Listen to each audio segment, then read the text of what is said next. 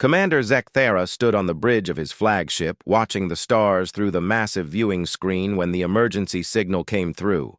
The sound was sharp and urgent, cutting through the normal hum of ship systems like a blade. His communication officer, a young Vorthan named Krell, turned from his station with wide eyes. "Commander, we have a priority distress call from the Kepler mining colony," Krell said, his voice shaking slightly. "It's the Krillians, sir. They're attacking in full force." Zekthara felt his blood turn cold. The Krillian horde was known throughout the galaxy as death itself. They were massive insect-like creatures that moved like a plague across worlds, consuming everything in their path. No colony had ever survived a full Krillian attack. The best any defense force could hope for was to evacuate civilians before the slaughter began. "How many ships do they have?" Zekthara asked, already knowing. The answer would be terrible. 50 confirmed dreadnoughts, sir, with more arriving every hour," Krell replied. "The colony defense grid is already failing. They estimate 6 hours before complete collapse." Zekthara looked at the tactical display showing their position. The nearest coalition fleet was 3 days away at maximum speed. Even if they left immediately, they would arrive to find nothing but empty space where the colony once stood.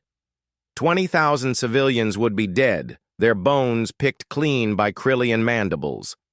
"Send word to Fleet Command," he ordered. "Tell them we need emergency reinforcements at Kepler, then set course for the system at best possible speed." "Sir," his tactical officer spoke up, "even if we arrive in time, our single ship cannot face 50 Krillian dreadnoughts. It would be suicide." Zekthara knew this was true. His ship was powerful, but not that powerful. Still, he could not simply abandon those people to die. "We have to try," he said quietly. That was when the second signal came through. This one was different, transmitted on an open frequency that anyone could hear. The voice that spoke was calm and steady, with the strange accent that marked it as human. "This is Captain Jake Morrison of the Earth vessel Defiant, responding to distress call from Kepler Colony. We are moving to assist. ETA 40 minutes. Zekthara stared at the communication display in confusion. Humans? The newest members of the galactic community, barely a century into space travel? Their ships were primitive by galactic standards, their weapons outdated, their technology laughably simple compared to most species. "Sir," Krell said, checking his sensors, "I'm detecting one human vessel approaching the Kepler system. It appears to be a light, cruiser-class ship." "One ship?" Zekthara could not believe what he was hearing. "Against 50 Krillian dreadnoughts?" The human captain's voice came through again, this time directed at them. "Coalition vessel. This is Captain Morrison. We see you're also heading for Kepler. Appreciate the backup, but we'll be going in first. Our ship is faster." Zekthara activated his communication system. "Captain Morrison, this is Commander Zekthara of the Coalition Defense Force. You cannot engage 50 enemy dreadnoughts with a single cruiser. You must wait for reinforcements." There was a pause. Then Morrison's voice returned, and Zekthara could hear something in it that he did not understand. It sounded almost like amusement. "Commander, those people down there don't have time to wait for reinforcements. My crew and I didn't come all this way to watch innocent folks die." "Captain, you're talking about a suicide mission," Zekthara said. "Your ship and crew will be destroyed within minutes of engagement." "Maybe," Morrison replied. "But maybe we can buy those colonists enough time for you to arrive. That's worth the risk." Zekthara had studied human psychology as part of his training, but this made no sense. Every species in the galaxy understood basic survival instincts. You did not throw your life away for strangers. You did not charge into certain death for people you had never met. It was illogical, irrational, and completely insane. Yet as he watched his sensors, he saw the human ship accelerating toward the Kepler system at speeds that should have torn it apart. The engines were running far beyond safe limits, pushing the vessel harder than any sane engineer would recommend. The humans were literally burning their own ship to reach the battle faster. "Sir," his tactical officer said quietly, "the human vessel has just entered the Kepler system. They're heading directly for the Krillian fleet." Zekathara watched the display showing dozens of massive Krillian ships surrounding the tiny human cruiser. It looked like a single small fish swimming toward a school of sharks. The outcome was certain, predetermined, inevitable. What happened next would change everything Zekathara thought he knew about warfare, courage, and the true nature of terror, the human ship. Defiant flew straight into the heart of the Krillian fleet without hesitation. Zekathara watched through his long-range sensors as the small vessel weaved between massive enemy dreadnoughts, somehow avoiding the deadly plasma beams. That should have destroyed it instantly. The humans were flying like madmen, taking impossible risks that no trained pilot would ever attempt. "How are they still alive?" his tactical officer whispered. Before Zekathara could answer, he saw something that made his blood freeze. Small objects were separating from the human ship, falling like tiny meteors toward the colony planet below. At first he thought they were missiles or bombs, but his sensors told a different story. "Those are drop pods," Krell said, his voice filled with disbelief. "They're dropping troops directly into the combat zone." Zekathara had seen many battles, but he had never seen anything like this. The humans were launching their soldiers in small metal containers, sending them falling through space toward a planet crawling with Krillian warriors. It was beyond suicide. It was madness. "Patch me into their communication frequency," he ordered. "I need to hear what they're saying." The bridge speakers crackled to life, filled with human voices. What Zekathara heard made no sense at all. The humans were laughing, actually laughing as they plummeted toward certain death. "Hey, Alex, you think we'll beat your record from the Titan drop?" one voice asked cheerfully. "Not a chance, Danny," another replied. "But I'm going to give it a try.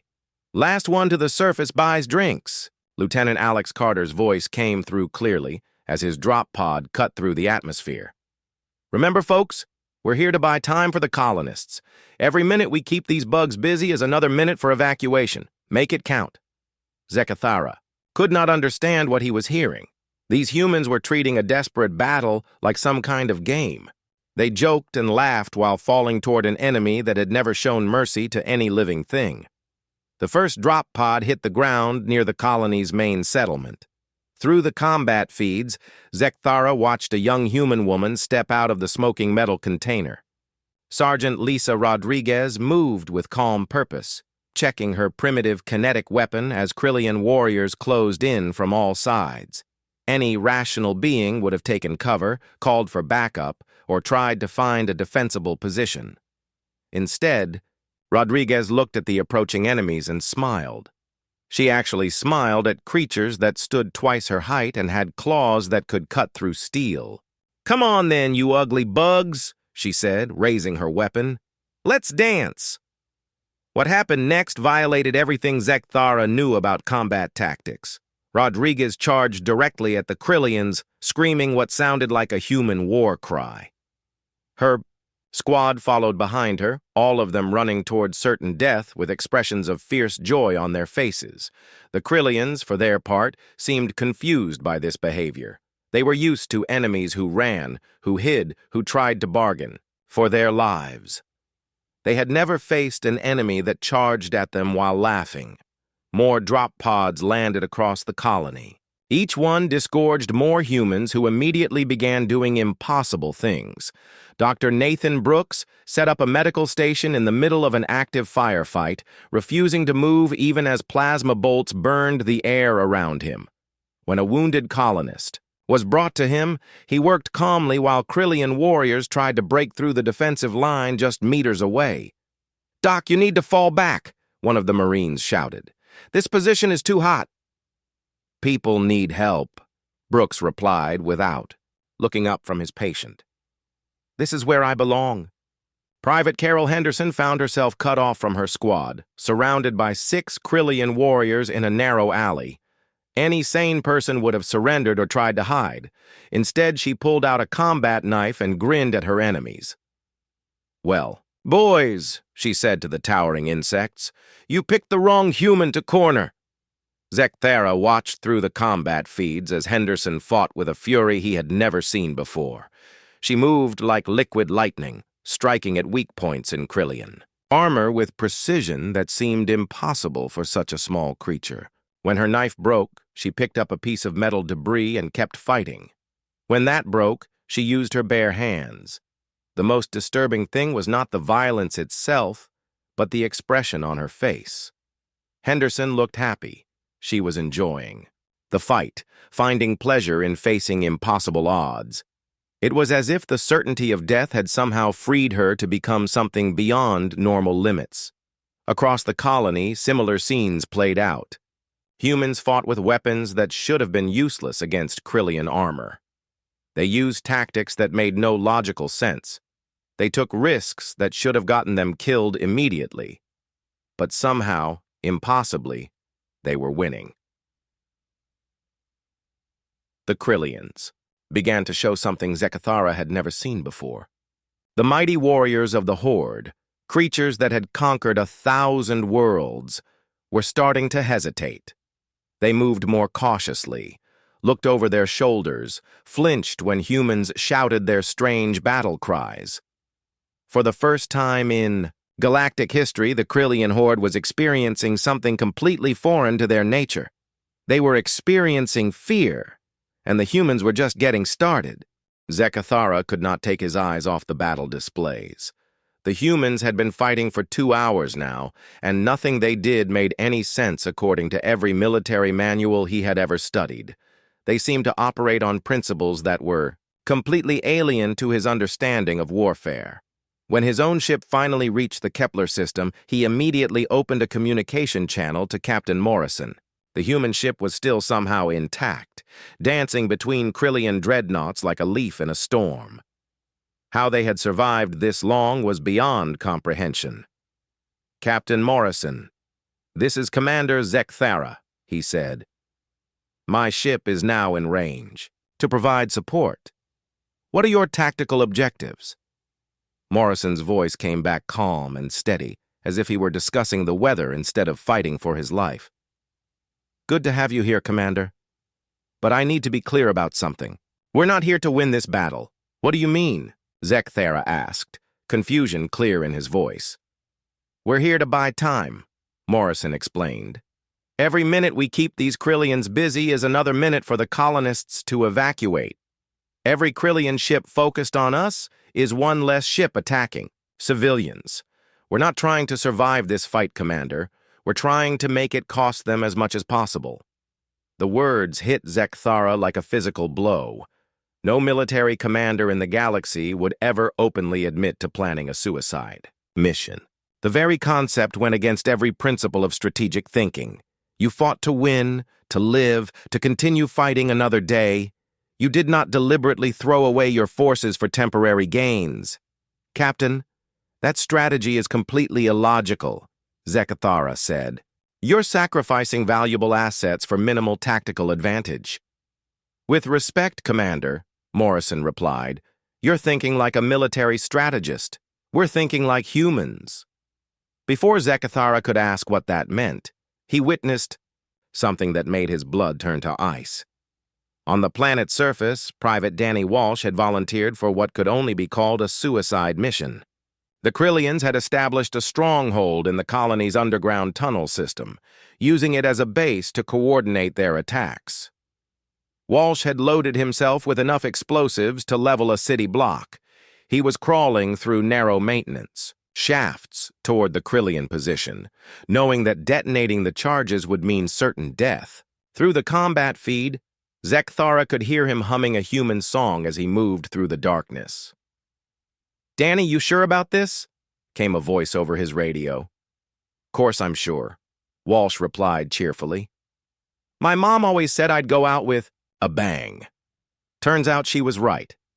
When Walsh reached the center of the Krillian stronghold, he activated his radio one last time.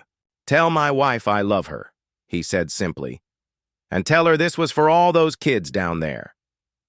The explosion lit up the underground complex like a small sun. When the smoke cleared, the entire Krillian command structure for the southern continent was gone. Hundreds of enemy warriors were dead or scattered, but so was Danny Walsh. What disturbed Zekthara most was how the other humans reacted to this news. They did not mourn or show any signs of distress. Instead, they seemed inspired. Their attacks became even more fierce, their tactics even more reckless. Pilot Sarah Mitchell provided another example of human madness. Her fighter had been badly damaged in a dogfight with Krillian interceptors. Her engines were failing, her weapons were offline, and her life support was running out. Any rational pilot would have ejected and hoped for rescue. Instead, Mitchell turned her dying fighter toward the largest Krillian dreadnought and pushed her engines to maximum power.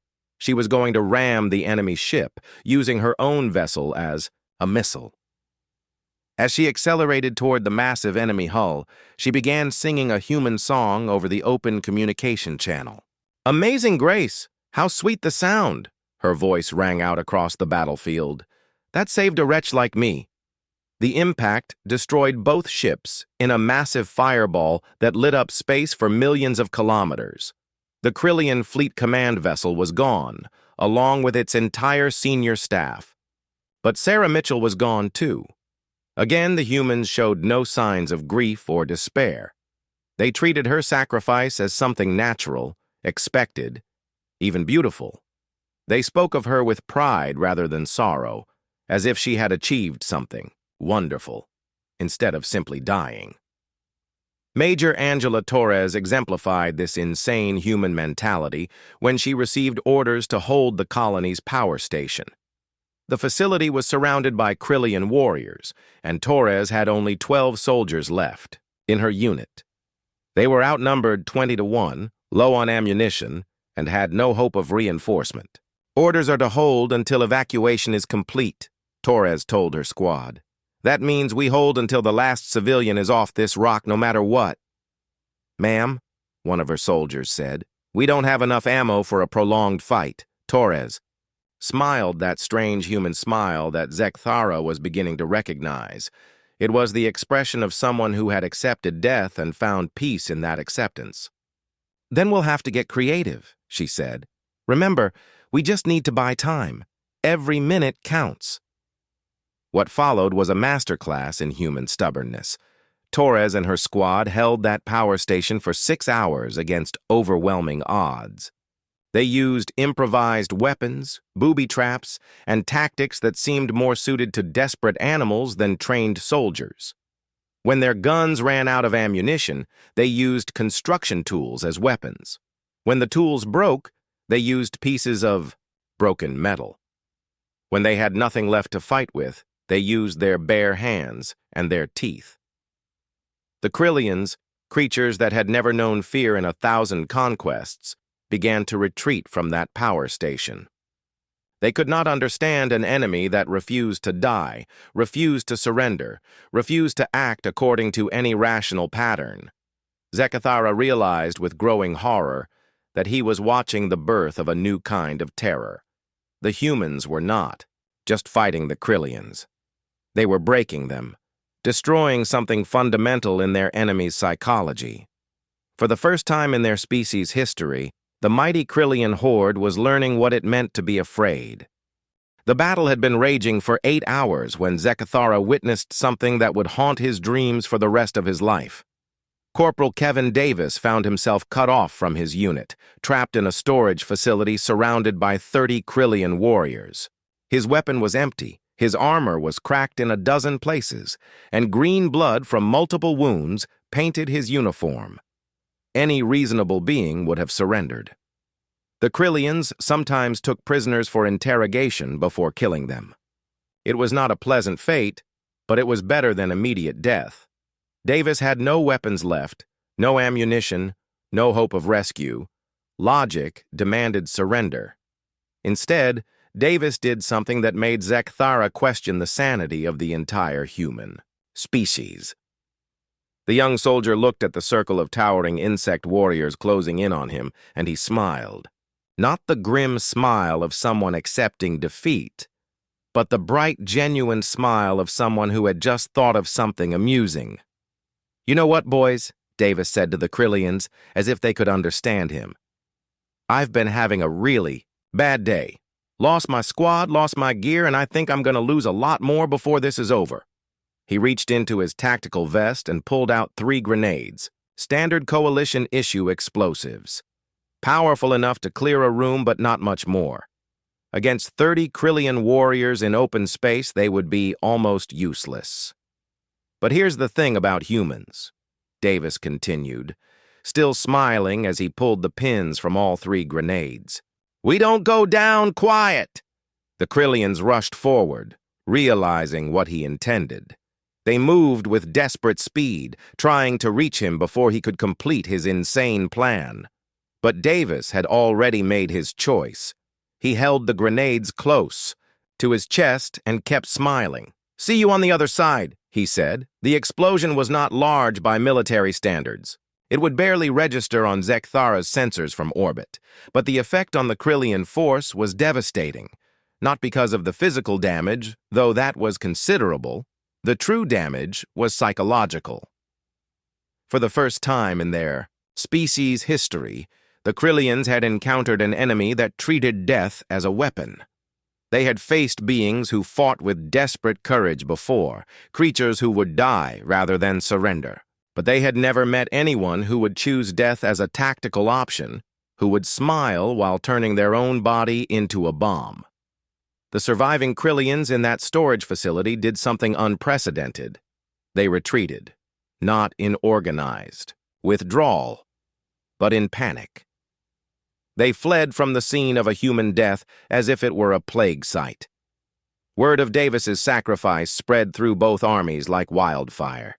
The humans reacted with grim determination, fighting even harder to honor their fallen comrade.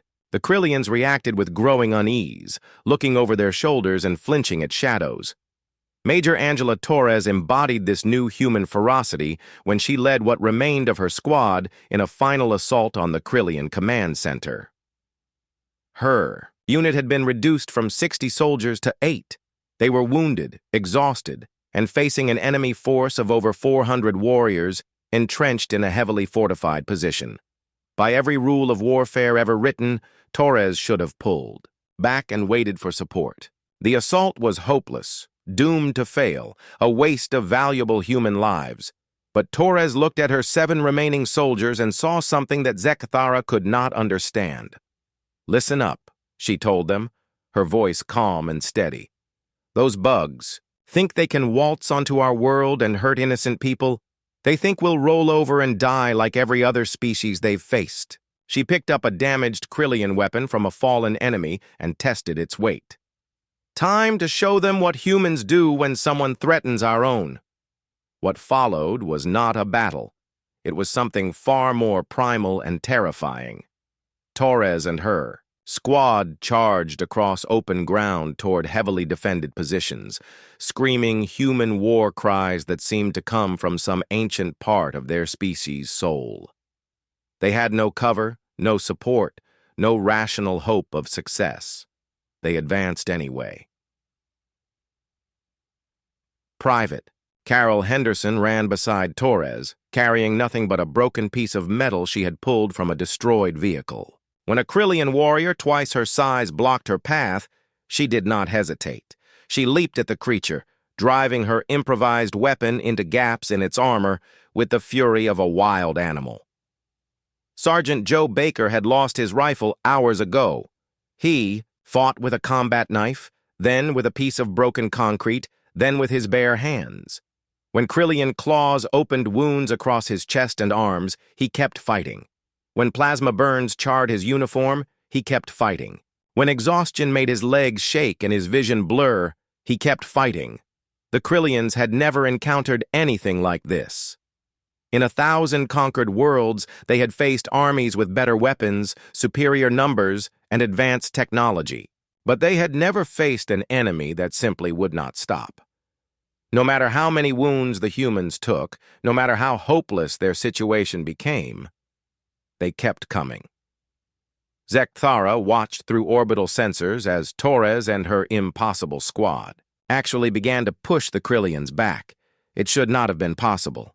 8 humans against 400 Krillians was not a battle. It was arithmetic. The humans should have been dead in the first minute. Instead, the Krillians were falling back.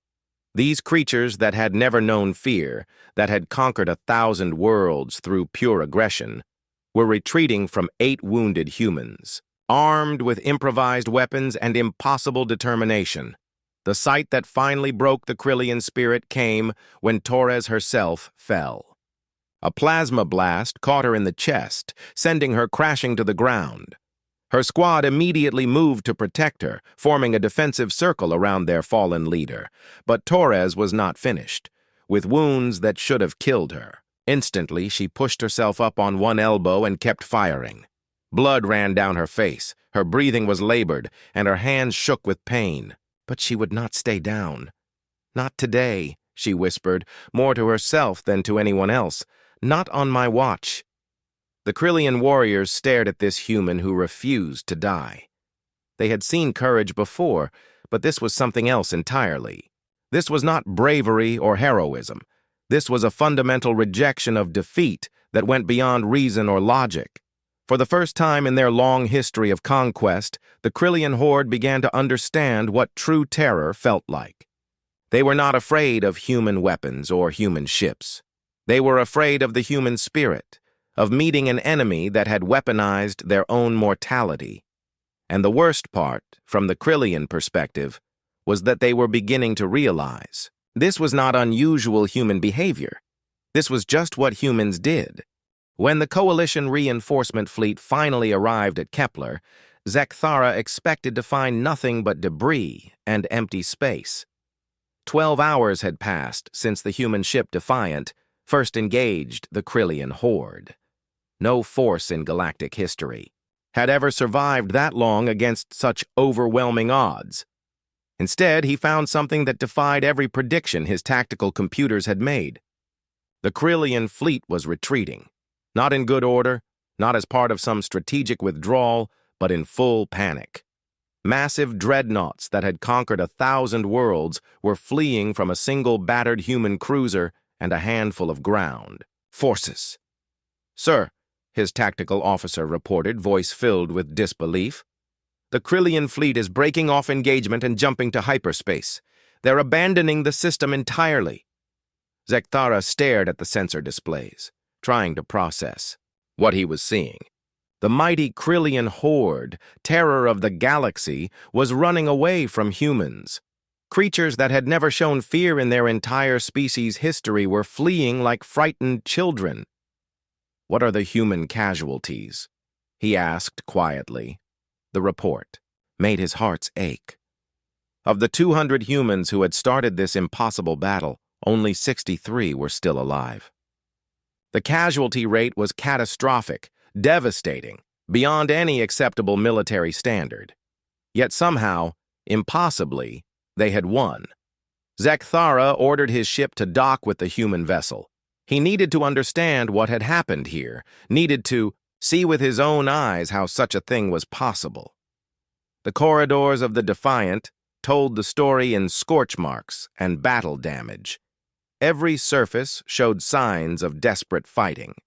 He found Captain Jake Morrison in what remained of the ship's medical bay, helping Dr. Nathan Brooks treat the wounded. Morrison's uniform was torn and stained with blood, but his hands were steady as he held medical instruments for the doctor. When he saw Zekthara enter, he nodded politely, but did not stop his work. "Commander," Morrison said calmly, as if they were meeting for a social visit instead of standing in the aftermath of an impossible battle. "Good to see you made it. Doc, hand me that bandage." Zekthara watched in amazement as the human captain, who had just led the most successful military action in galactic history, focused entirely on caring for his wounded crew. There was no celebration, no boasting about their victory, no demands for recognition, just quiet dedication to helping those who had been hurt. Captain Morrison, Zekthara said, I need to understand what happened here. My tactical analysis suggests this battle should have been impossible to win. Morrison finished securing a bandage around a young Marine's arm before answering. We didn't win, Commander. We just didn't lose. I don't understand the difference.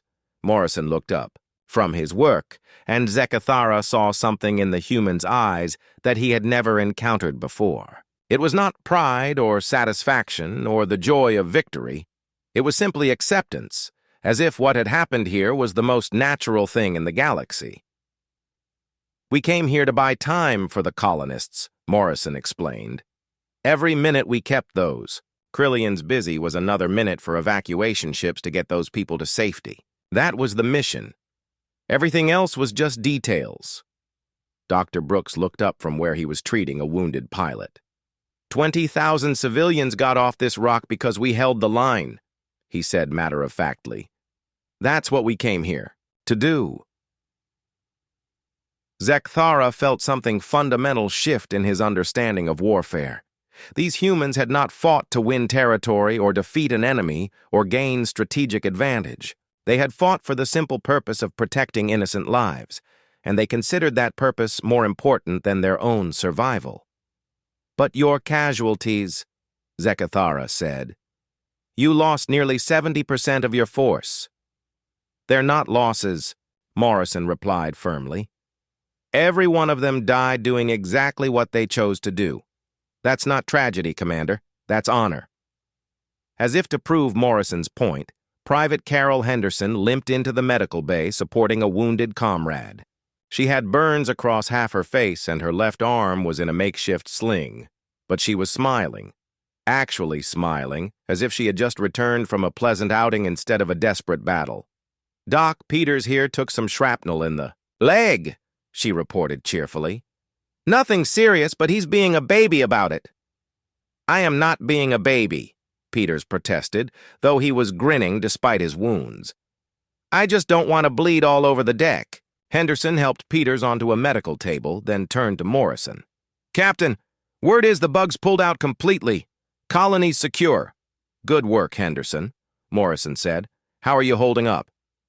Ready for the next mission, sir, she replied, without hesitation. Just point me at whoever needs pointing at. Zekthara stared at this wounded human who had just survived an impossible battle and was already volunteering for the next one. There was no sign of trauma, no evidence of the psychological damage that should have resulted from such intense combat. She spoke as if fighting overwhelming odds was simply part of her normal routine. Later, as Zekthara toured the colony to assess the situation, he found more evidence of human resilience. The surviving Marines were already helping with reconstruction efforts, working alongside the colonists they had saved. There was no sense of them being heroes or expecting special treatment. They just quietly went about the business of helping, wherever help was needed. Sergeant Lisa Rodriguez was organizing supply distribution when Zekthara found her. She had bandages covering multiple wounds, and her uniform was barely recognizable, but she worked with efficient purpose. Sergeant, Zekthara said, don't you think you should be resting? You've been through a terrible ordeal. Rodriguez looked at him with confusion as if he had asked why she was breathing. Sir, there's work to do. These folks need food and shelter. Rest can wait. But you nearly died today, Zekthara persisted. Doesn't that affect you? Nearly died? Rodriguez actually laughed. Commander, I nearly die every time I get out of bed. That's what life is. The only thing that matters is what you do with the time you've got. As he walked through the colony, Zekthara began to understand something that would reshape his entire worldview. The humans had not won this battle through superior weapons or brilliant tactics or overwhelming force. They had won because they possessed something that no other species in the galaxy understood. They had weaponized their own mortality. Their knowledge that life was short and fragile had not made them cautious or fearful. Instead, it had freed them to act with a courage that bordered on insanity. They fought not in spite of death, but because of it. Every human decision, Every tactical choice, every act of impossible heroism had been based on a simple principle. Their lives mattered less than the lives they were protecting. It was not that they did not value life. It was that they valued some things more than life itself. For the first time in galactic history, the Krillian horde had encountered an enemy that scared them more than they scared others. They had met humans and learned what true terror really meant. 3 months after the Battle of Kepler, Commander Zekthara sat in the chambers of the Galactic Council, preparing to deliver the most important report of his career. The assembled representatives of 12 species waited in silence, all of them eager to understand how a handful of humans had accomplished what entire fleets could not. "Honored Council," Zekthara began, his voice carrying the weight of hard-earned wisdom, "I have completed my analysis of the human military engagement at Kepler Colony. My findings will challenge everything we thought we knew about warfare, courage, and the nature of tactical thinking." The Vorthan representative leaned forward, his scaled features sharp with interest. "Commander, our initial report suggested the humans achieved victory through superior technology or numbers. Is this correct?" "No," Zekthara replied firmly. "The humans were outgunned, outnumbered, and using weapons that our own forces would consider primitive. Their victory had nothing to do with superior equipment." "Then how?" demanded the Altarian delegate, her crystalline form shimmering with impatience. "How does a single ship defeat 50 Krillian dreadnoughts?" Zekthara had spent months trying to answer that question. The answer had kept him awake at night, challenged every assumption he had made about military strategy, and forced him to reconsider the fundamental nature of courage itself. "The humans won because they have weaponized their own mortality," he said quietly. "They understand that they are fragile, short-lived creatures in a hostile universe. Instead of making them cautious, this knowledge has made them the most dangerous warriors the galaxy has ever seen." Confused murmurs rippled through the assembly. The concept was so alien that many of the delegates struggled to comprehend it. "Explain," ordered the council chairman, an ancient Cytherian whose species had ruled through pure logic for 10,000 years. Zekthara activated his holographic display, showing tactical recordings from the battle. "Every species in this council fights to survive. We use overwhelming force to minimize casualties. We retreat when faced with impossible odds. We value the preservation of our forces above all other considerations." The display showed images of human Marines charging into certain death while laughing. Humans fight to protect. They are willing to sacrifice themselves completely if it means saving others. This is not desperation or madness. It is a deliberate tactical philosophy based on their understanding of mortality. "You're suggesting they choose to die?" the Vorthan representative asked, his voice filled with disbelief. "I'm saying they choose what to die for," Zekthara corrected. "When Private Danny Walsh detonated explosives in a Krillian stronghold, knowing it would kill him, he made a tactical decision. His death eliminated hundreds of enemy warriors and saved thousands of civilians. From a human perspective, this was not only logical but inevitable." The hologram showed Corporal Kevin Davis smiling as he held live grenades surrounded by Krillian warriors. When Corporal Davis chose to die fighting rather than surrender, he was not being reckless. He was applying human military doctrine. His death demoralized the enemy and inspired his comrades to fight harder. "This is insane," the Altarian delegate protested. "No rational being throws away their life so casually." "That's exactly the point," Zekthara said, his voice growing stronger as he reached the heart of his analysis. "Humans are not rational by our standards. They operate on principles that seem completely alien to us. They value abstract concepts, like honor, duty, and sacrifice more than they value their own survival." He changed the display to show Captain Morrison calmly writing letters to the families of the fallen. "When I asked Captain Morrison how he could remain composed after losing," 70% of his crew, he told me that every one of them died doing exactly what they chose to do. He saw their deaths not as failures or tragedies, but as the ultimate expression of human purpose. The council chamber fell silent as the implications sank in. For species that had evolved to prioritize survival above all else, the idea of deliberately choosing death was almost incomprehensible. The Krillians, Zekthara continued, had never encountered anything like this. In 1,000 conquests, they had faced enemies who fought to live. The humans were the first enemy they met who fought to die well. This broke something fundamental in their psychology. The display showed Krillian warriors retreating from wounded humans who should have been easy targets. For the first time in their history, the Krillians experienced fear. Not fear of superior weapons or greater numbers, but fear of an enemy that had no concept of acceptable losses. "What are you recommending?" the chairman asked. Zekthara had thought long and hard about this question. The answer would reshape galactic politics and military doctrine for centuries to come. "If we must fight against humans," he said carefully, "we must destroy them quickly and from a great distance, never engage them in prolonged combat, never give them time to demonstrate their willingness to die. The longer a battle lasts, the more likely it is that human psychology will break the will of their enemies." "And if we fight beside them?" asked the Vorthon representative. Zekthara paused, remembering the sight of human marines charging into certain death while singing songs of home. "If you must fight beside humans, prepare yourself to witness the most beautiful and terrifying sight in the universe. You will see a species that has looked death in the eye and decided it is an acceptable price for doing what is right." He deactivated the holographic display and faced the council directly. "I have compiled a complete tactical analysis of human military capabilities, but the most important thing to understand is this. Humans do not fight to win. They fight to ensure that others can win. They do not seek victory for themselves. They seek to create the conditions where victory becomes possible for those they protect." "This changes everything," the chairman said quietly.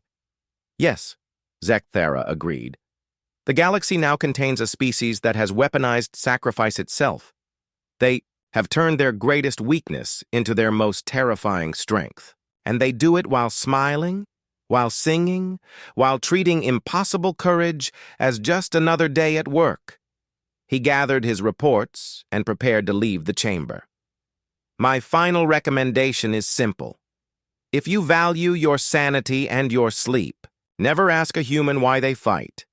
The answer will haunt you for the rest of your life." As Zekthara walked out of the council chambers, he carried with him a single, terrible truth. He had seen the face of ultimate terror, and it wore the smile of a human charging into certain death, humming songs of home and thinking of the people they were dying to protect.